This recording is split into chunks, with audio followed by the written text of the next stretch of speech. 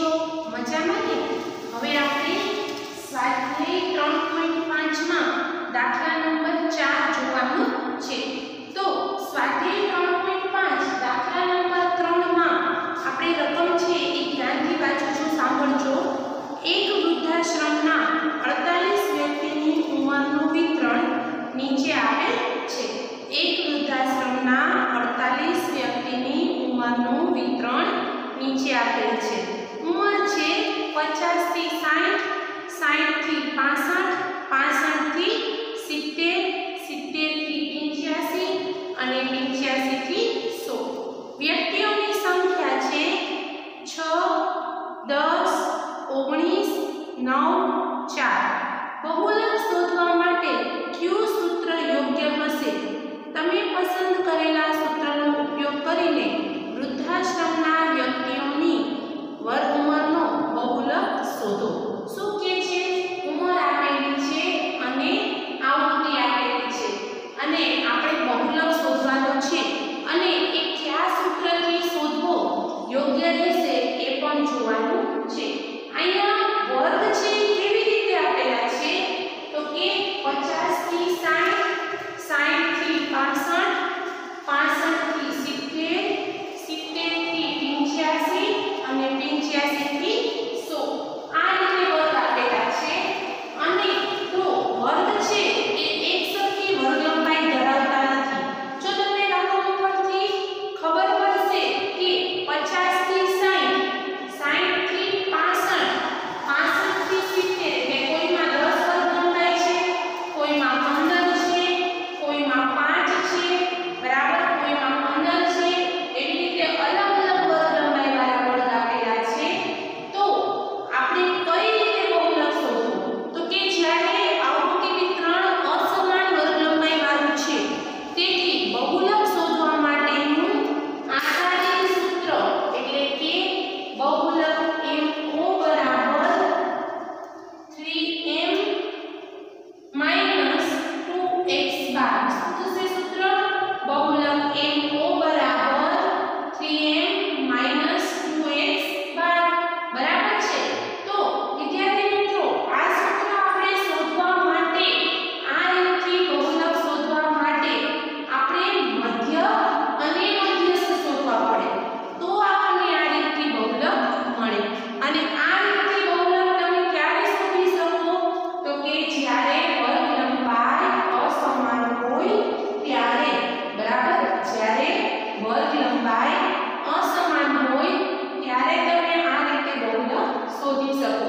તો અહીંયા તમને વર્ગ લંબાઈ છે અસમાન છે, બરાબર, માટે તમારે બહુલક શોધવા માટેનું સૂત્ર આવશે MO બરાબર 3m માઈનસ 2x બાર. બરાબર. તો હવે આપણે x બાર અને m પહેલા શોધવા પડશે, તો આપણે આ સૂત્રનો ઉપયોગ કરી શકીશું. તો x બાર શોધવા માટેનું સૂત્ર છે સિગ્મા fx ના છેદમાં n. x બાર નું સૂત્ર શું છે? સિગ્મા fx ના છેદમાં n. તો પહેલા આપણે શું કરશું? તો કે દરેકની મધ્ય કિંમત શોધીશું, એટલે કે x શોધીશું. તો 50 વત્તા 60 110 ભાગ્યા 2 એટલે 55, 60 વત્તા 65 125 ભાગ્યા 2 એટલે 62.5. બરાબર, 60 ભાગ્યા 65 એટલે 60 ને 60 120 ને 5 125, 125 ભાગ્યા 2 કરશો એટલે મળશે 62.5. પછી છે 65 વત્તા 70, 65 વત્તા 70 135, 135 ભાગ્યા 2 કરશો એટલે મળશે 67.5. ત્યારબાદ 70 પ્લસ 85, 70 પ્લસ 85 એટલે તમને મળશે 70 પ્લસ 85 કરશો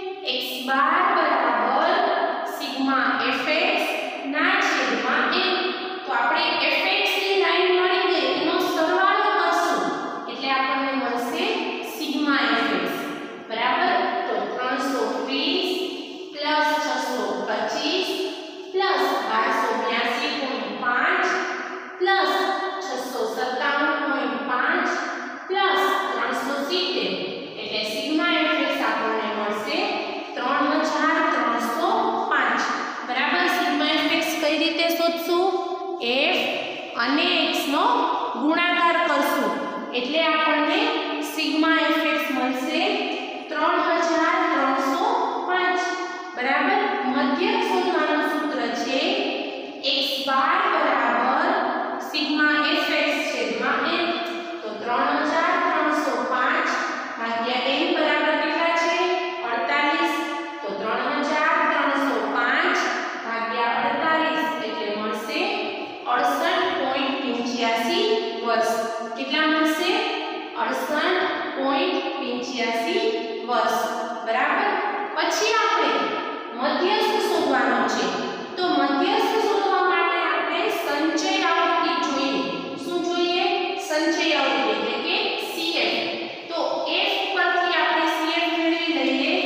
તો પહેલા 6 પછી 6 + 10 16 16 + 19 35 35 + 9 44 અને 44 + 4 એટલે 48.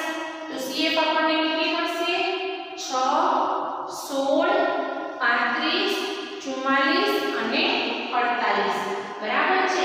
CF એટલે સંચય આવૃત્તિ. તો આપણે હવે મધ્યસ્થનું સૂત્ર શું થશે? તો કે મધ્યસ્થ m વર્ગ શોધવાનું છે આપણે. એટલે કે કયા વર્ગમાં સમાવિષ્ટ છે મધ્યસ્થ ઈ જોવાનું છે. તો n/2 માં અવલોકનને સમાવતો વર્ગ. m બરાબર શું થશે? n/2 માં અવલોકનને સમાવતો વર્ગ એટલે 48 ભાગ્યા 2. 24 માં અવલોકનને સમાવતો વર્ગ કયો થાય? 24 શેમાં આવે? 35 માં આવે. તો એ સમાવતો વર્ગ કયો થશે? 65 થી 70 બરાબર. 24 શેમાં આવશે?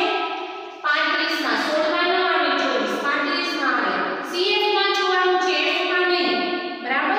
સંચય આવૃત્તિમાં જોવાનું છે. તો 24 છે ઈ 35 માં સમાયેલ છે બરાબર. તો 24 છે ઈ કેમાં આવશે? 35 માં. તો એ વર્ગ કયો થશે?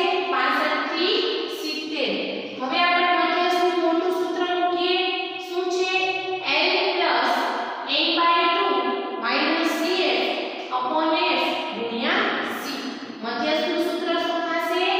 m બરાબર L + n/2 - CF upon F ગુણ્યા C. તો L બરાબર કેટલા થશે? 65. અધસીમાં કીધું એટલે L બરાબર 65. n/2 એટલે 48 ભાગ્યા 2 એટલે 24. CF એટલે ઉપલા વર્ગની સંચય આવૃત્તિ એટલે આવશે 16.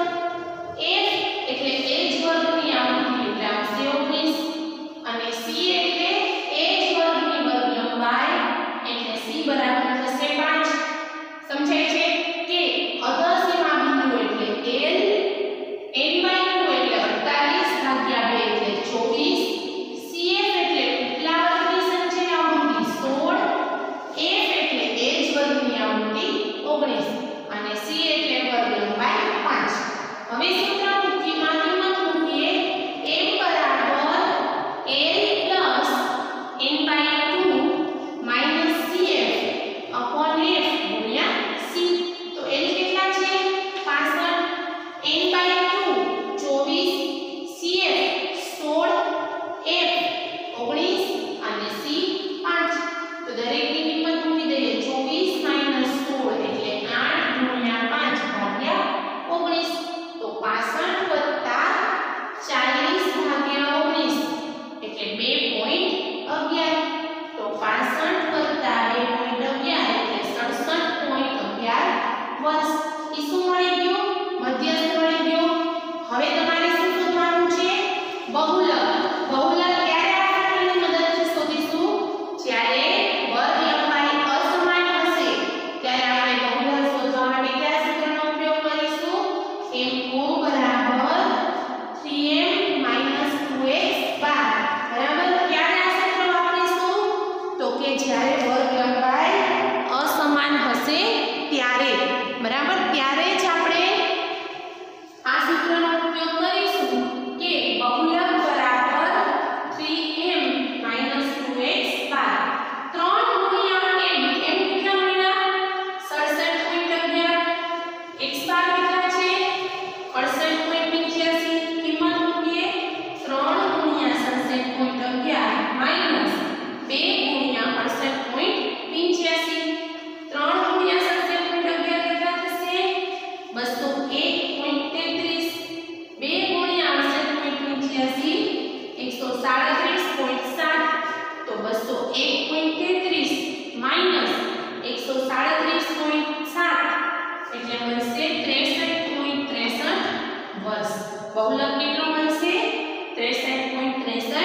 વર્ષ